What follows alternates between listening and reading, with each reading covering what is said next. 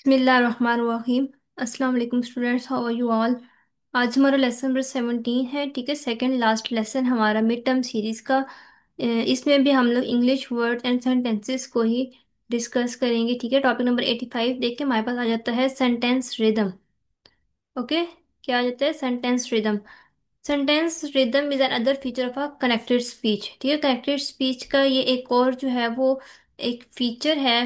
For example, अच्छा एक rhythm हमें हमने पढ़ा था ना, रिदम क्या होता है? एक बिल्कुल इस तरह से एक बीट होती है, जैसे कि एक म्यूजिक में एक बीट होती है, इसी तरह हमारी लैंग्वेज में जब हम लोग बोलते हैं तो एक रिदम आ जाता है। ठीक है, तो इसी तरह उसी को हम लोग सेंटेंस रिदम कहते हैं। एग्जाम्पल आप यहाँ पे देखिए कि childrens calling words while skipping. ठीक है, तो उसकी स्किपिंग के दौरान बच्चे कुछ वर्ड्स कॉल कर रहे होते हैं तो उनका एक रिदम बन रहा होता है। ठीक है, cricket crowds calling their favourite teams name. तो फिर क्या होता है कि वहां पर एक उस उनकी जो स्पीच उसमें एक रिदम बन रहा होता है। नेक्स्ट पॉइंट देखिए, in conversational speech the sentence rhythm is a bit complicated but it is a clear that the timing of speech is not random. Okay, अब यहाँ पर क्या कह रहे हैं कि एवरीडे कन्वर्सेशन में जो स्पीच का रिदम होता है ना, वो क्या होता है? वो परफेक्टली रेगुलर नहीं होता, लेकिन क्या है कि it's a bit complicated but still the timing is not random. ठीक है, timing of speech is not random. Okay, इस लाइन को मैं आपको थोड़ा एक्सप्लेन करती हूँ कि व्हेन वी से the timing of speech is not random. ठीक है, क्या कि मैंने कहा व्हेन वी से the timing of speech is not random, it means कि जब हम लोग बोलते हैं तो we don't say words at any random speed. ठीक है, और विद नो ऑर्डर। तो ये नहीं होता कि हम लोग किसी रैंडम स्पीड के साथ बोल रहे हैं या बिल्कुल किसी विदाउट किसी ऑर्डर के हम लोग जो है वो सेंटेंस, वो ऐसा नहीं होता। बल्कि क्या होता है कि there is a natural pattern और rhythm in how we speak, यानी कि एक नेचुरल रिदम या एक नेचुरल पैटर्न होता है जब हम लोग बोल रहे होते हैं। सम syllables are said more strongly or longer and other more quickly or softly। तो फिर क्या होता है? एक रिदम बन रहा होता है। And when we say we don't speak without any pattern. ठीक है, हम लोग कहते हैं कि हम लोग विदाउट एनी पैटर्न जो है वो बोल रहे होते हैं, इट मीन्स क्या होता है कि हमारी जो स्पीच है वो नेचुरली फ्लो करती है अ सर्टेन टाइमिंग पैटर्न। ठीक है, यानी कि सर्टेन टाइमिंग पैटर्न के थ्रू वो क्या करे कि फ्लो कर, even though we don't consciously plan it, यानी कि हमने कॉन्शियसली उसको प्लान नहीं किया, लेकिन क्या होता है कि हम लोग कोई सेंटेंस बोलते हैं तो नेचुरली उसमें एक रिदम आ रहा होता है। तो वो चीज़ एक्सप्लेन कर रहे हैं कि वो रेगुलर नहीं होता, लेकिन ये है कि वो बिल्कुल रैंडम भी नहीं होता, बल्कि उसमें नेचुरली एक क्या आ रहा होता है? एक रिदम आ रहा होता है। एंड उसके बाद नेक्स्ट हम लोग देखते हैं। अच्छा, नेक्स्ट हमारे पास वो क्या कह रहे हैं? वो कह रहे हैं कि ईच फुट्स, अच्छा यहाँ पर वो कह रहे हैं कि इंग्लिश स्पीच जो है ना उसको डिवाइड किया गया into small units called feet. ये लाइन आप देखें कि एन एक्सट्रीम मोर और less equal interval of time is called feet, यानी कि an extreme view is that English speech has a rhythm that allow us to divide it up into more or less equal intervals of time called feet, यानी कि English speech को divide किया गया है कुछ small units में जिनको क्या कहा गया है? फीट कहा गया है। And each foot begin with the stress syllable. ठीक है, देखिए each of begin with the stress syllable, this is called the stress time rhythm hypothesis. इसको हम लोग क्या कहते हैं? स्ट्रेस टाइम रिदम हाइपोथेसिस कहते हैं। ओके, नेक्स्ट बाकी इस टॉपिक में कुछ इतना इम्पोर्टेंट नहीं है, जस्ट एक कॉन्सेप्ट था, आप इसके ऊपर रीड कर लें। बाकी इंपॉर्टेंट टॉपिक हमारे पास आता आता है आगे, इंटोनेशन। ठीक है, अब इंटोनेशन हमारे पास क्या होता है? Intonation refer simply to the variation in the pitch of a speaker voice use to convey or alter meaning. ठीक है, यानी कि इंटोनेशन हमारे पास वेरिएशन होती है पिच में।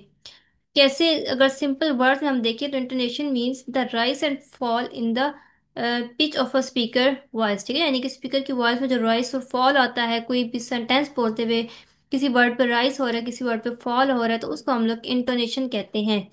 अब नेक्स्ट देखें कि but in its broader and more popular intonation covers much of the same field as prosody which where variations in such things as voice quality tempo and loudness are included. ठीक है, यानी कि यहाँ पे क्या कह रहे हैं कि अगर ब्रॉडर सेंस में देखा जाए तो इंटोनेशन जो है वो प्रोसोडी का भी पार्ट है, जिसमें हमारे पास voice quality speed and loudness आ जाती है। ठीक है, प्रोसोडी में ये सारी चीज़ें इंक्लूड है, voice quality tempo and loudness. ठीक है, तो इंटोनेशन बेसिकली यहाँ पर कह रहे हैं कि प्रोसोडी का एक पार्ट है, तो उसमें क्योंकि उसमें भी सारी क्वालिटीज देखी जाती हैं, वॉइस क्वालिटी टेम्पो लाउडनेस सब चीज़ें इंटोनेशन में भी इंक्लूड होती हैं। नेक्स्ट हमारे पास आता है टोन। हमारे पास आ जाते हैं टोन यूनिट्स। ठीक है, टोन यूनिट्स हमारे पास क्या होते हैं, इस लाइन में देखें कि यहाँ पर बता रहे हैं कि ब्रिटिश फोनेटिक्स में जो मोस्ट कॉमन अप्रोच थी वो is to study tone unit.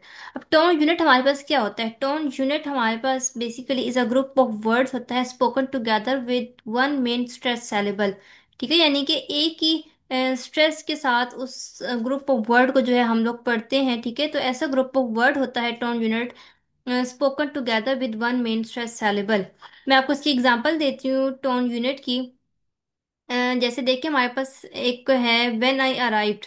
ठीक है, when I arrived and the other is they were eating dinner.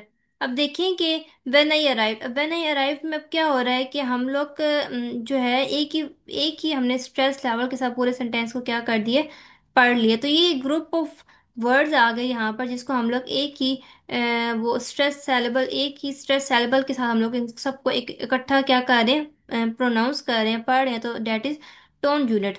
अब देखें कि एक सेंटेंस हमारे पास है ना, when I arrived they were eating dinner. अच्छा, अब ये हमारे पास पूरा सेंटेंस है, मैं यहाँ पे लिखती हूँ व्हेन आई अराइव्ड। ठीक है, एक पूरा सेंटेंस है, दे वर ईटिंग डिनर। अब देखें कि हम लोग अ, अब इस पार्ट को हम लोग लाइक एक फ्लो में पढ़ेंगे, इसको हम लोग अलग में देखें, when I arrived they were eating dinner.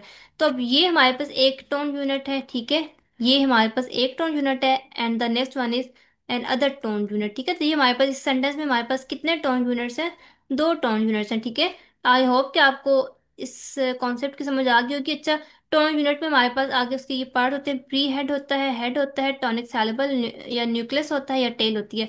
इनको डिस्कस नहीं किया गया इसलिए आप जस्ट इनके बस नेम्स को माइंड में रखें। बाकी नेक्स्ट क्या बता रहे हैं कि इंटोनेशन जो है वो हम लोग यूज करते हैं। Intonation is said to convey emotions and attitudes. ठीक है, यानी कि इमोशंस और एटीट्यूड्स को कन्वे करने के लिए भी हम लोग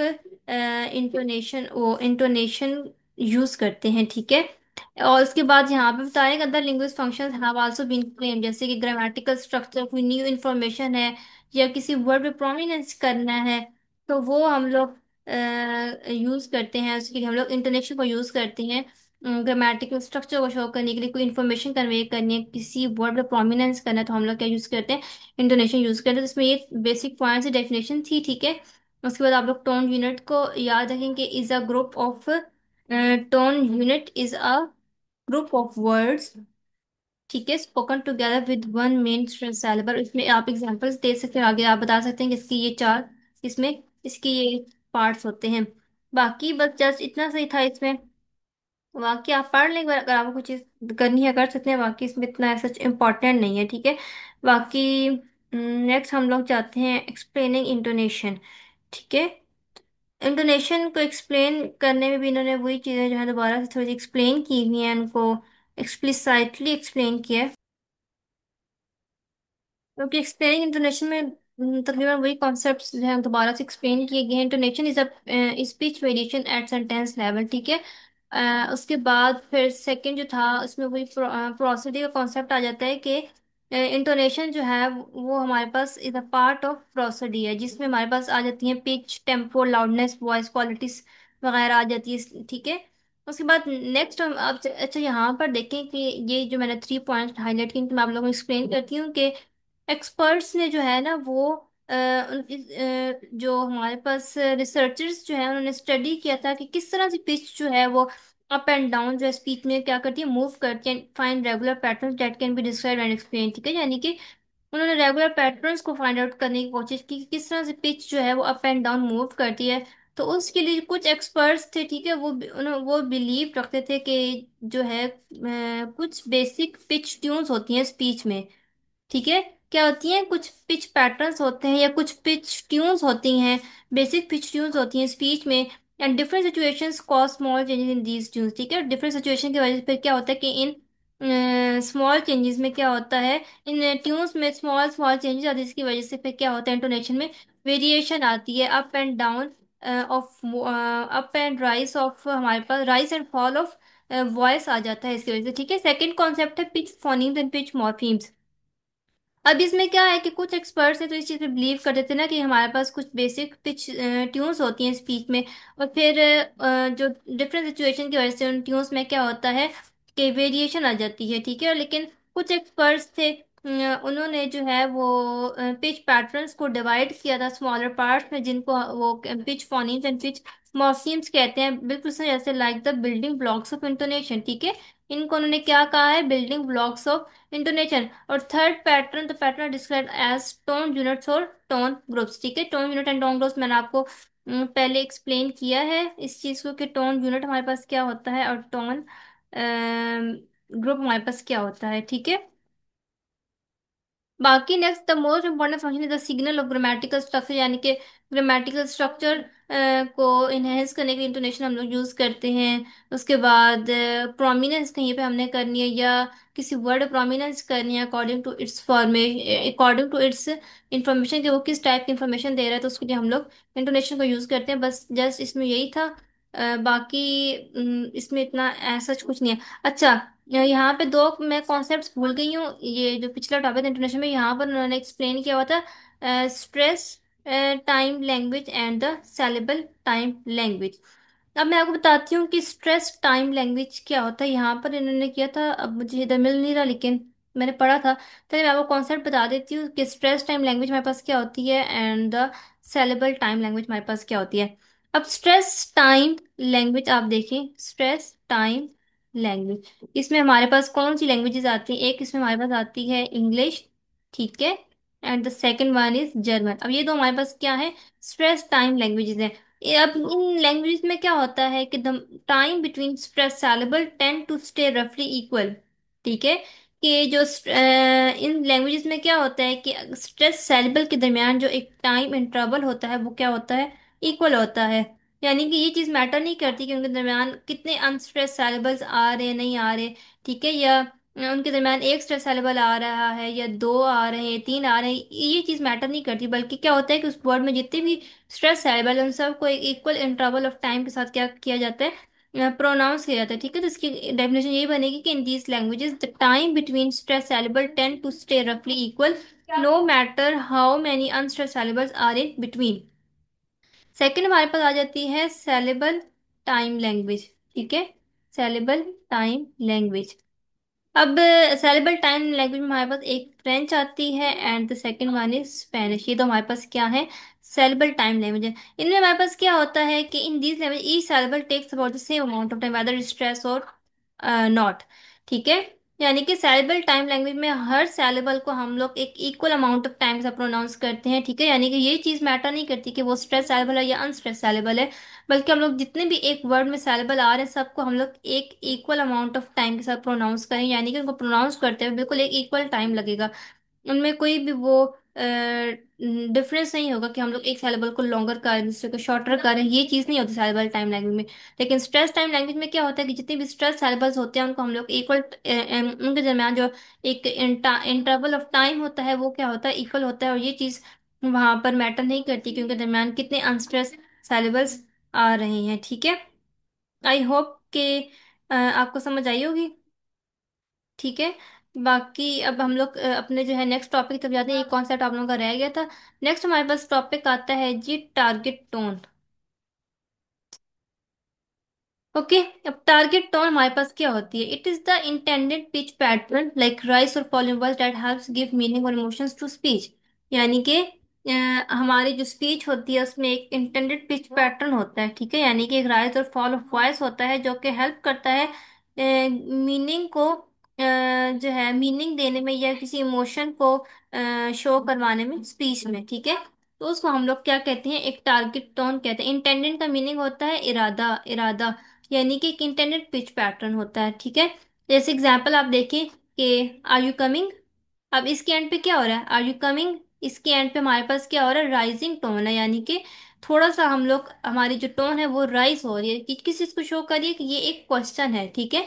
सेकंड एग्जाम्पल देंगे आई एम कमिंग, अब इसके नेक्स्ट में हमारे पास एक फॉलिंग टोन है, यहाँ पे राइजिंग टोन थी, यहाँ पे फॉलिंग टोन है, तो ये हमें शो कर रहा है कि this is a statement. Okay, तो ये हमारे पास क्या होती है, टारगेट टोन होती है। एक इंटेंडेड पिच पैटर्न हमारे पास होता है जो कि मीनिंग कन्वे करने में या इमोशंस कन्वे करने में हमें हेल्प आउट करता है। आगे हमारे पास tone language versus non tone languages आ जाएंगी, ठीक है। टोन लैंग्वेजेस में हमारे पास आती हैं जी Chinese, Yoruba and Thai. Tone changes word meaning. अब टोन लैंग्वेजेस में क्या होता है कि टोन लैंग्वेजेस जो होती हैं वो वर्ड की मीनिंग को क्या कर देती हैं, चेंज कर देती हैं। एग्जांपल उन्होंने मांdarin चाइनीज की दी हुई है कि वहां पे माँ को अगर हाई टोन में बोलेंगे ना तो मदर होगा, लेकिन माँ राइजिंग टोन में बोलेंगे तो है, ठीक है। अब नेक्स्ट हमारे पास देखेंगे कि अच्छा टोन लैंग्वेज में मेन डिफरेंस ये है कि ये वर्ड की मीनिंग को चेंज कर देती है, यानी कि अगर हम इसकी टोन हाई या राइज करेंगे तो वो मीनिंग को क्या कर देगी, चेंज कर देगी, ठीक है। Non tone languages like English में क्या होता है कि tone does not change word meaning, ठीक है, but it effect intonation and sentence meaning, फिर स्टेटमेंट वर्सेस क्वेश्चन। जैसे कि उन पर हमने पढ़ा था, ठीक है, आर यू कमिंग। तो यहाँ पर क्या था कि ये हमें एक हाई टोन एंड पे जो इस पे राइजिंग टोन है वो शो करेगा, ये क्वेश्चन है, एंड आई एम कमिंग यहाँ पर जो फॉलिंग टोन है एट द एंड वो हमें शो करेगा, दिस इज अ स्टेटमेंट। तो ये हमारे पास इंग्लिश हमारे पास क्या है, नॉन टोन लैंग्वेजेस, यानी कि ये मीनिंग को चेंज नहीं करती, जस्ट ये जो है इफेक्ट करती है इंटोनेशन को या सिर्फ सेंटेंस की मीनिंग को, या ये शो करवाती है कि ये स्टेटमेंट है या क्वेश्चन है हमारे पास, ओके। नेक्स्ट आप देखें कि टोन इन इंग्लिश इंटोनेशन। चलिए कि हमारे पास ये फोर टोन्स होती हैं जिसमें हमारे पास फॉलिंग टोन हम यूज करते हैं अगर एंड फॉलिंग टोन है तो वो स्टेटमेंट या सर्टेनिटी को शो कर रही है। राइजिंग टोन अगर है तो क्वेश्चन या अनसर्टेनिटी को शो कर रही है। फॉल राइज टोन अगर है तो वो पोलाइट अनसर्टेन और कंट्रास्टिव मीनिंग को शो कर रही है। एंड राइज फॉल टोन वो सरप्राइज एंड स्ट्रॉन्ग इमोशंस को शो कर रही है। इनकी एरोस हैं, ये हम लोग फॉलिंग टोन को शो करने के लिए हम लोग ये एरो यूज करते हैं, राइजिंग के लिए ये करते हैं, फॉल राइज के लिए ये करते हैं, एंड राइज फॉल टोन के लिए हम लोग ये यूज करते हैं। ये आप लोग याद कर लें यहाँ से। और नेक्स्ट हमारे पास वेरिएबल्स आ जाते हैं टोन एनालिसिस में, ठीक है, वेरिएबल्स इन टोन एनालिसिस। यहाँ पर हमारे पास थ्री वेरिएबल्स हैं जो कि इंटोनेशन में स्टडीड किए गए हैं, जिनमें हमारे पास पिच रेंज आ जाता है, height and direction. Pitch range में क्या आता है कि how wide the pitch variation is, ठीक है। हाइट में क्या आ जाता है, हाउ हाई और low the pitch start. End direction में क्या आता है कि whether pitch goes up down और बोथ, ठीक है, sorry, whether pitch goes up और डाउन या फिर बोथ, ठीक है। नेक्स्ट अच्छा ये हमारे पास एक ये आप लोगों का इंपॉर्टेंट क्वेश्चन है, ये पेपर में भी पूछ सकते हैं कि मॉडर्न एनालिसिस मेथड टॉबी, ठीक है, टोन एंड ब्रेक इंडिसेस, इसको हम लोग मॉडर्न एनालिसिस मेथड कहते हैं, डेट इज TOBI टॉबी, ठीक है। ToBI is a modern system to describe intonation precisely. Intonation को प्रिसाइजली एक्सप्लेन करने के लिए ये एक सिस्टम है, ठीक है। It uses H for high and L for low symbols to mark pitch changes, ठीक है, यानी कि इस सिस्टम ने जो है वो H यूज किया है हाई के लिए, L यूज किया है लो लो राइजिंग टोन लो के लिए, ठीक है। हम लोग को मैं पढ़ के आया ना राइजिंग या फॉलिंग, तो राइजिंग के लिए यहाँ पे ये लोग H यूज करेंगे, एंड फॉलिंग के लिए क्या यूज करेंगे, L यूज करेंगे, ठीक है, इस सिस्टम ने यूज किया है। पहला हमारे पास आ जाता है पिच एक्सेंट। पिच एक्सेंट में अब क्या होता है कि शो विच सैलेबल और वर्ड स्ट्रेस और प्रोमिनेंट, ठीक है। पिच एक्सेंट जो है वो यूज कर शो करता है कि कौन सैलेबल या वर्ड स्ट्रेस है या प्रोमिनेंट है, इसलिए हम लोग क्या यूज करते हैं, ये इसको हम लोग एस्टेरिस्क का साइन कहते हैं, ठीक है, एस्टेरिस्क।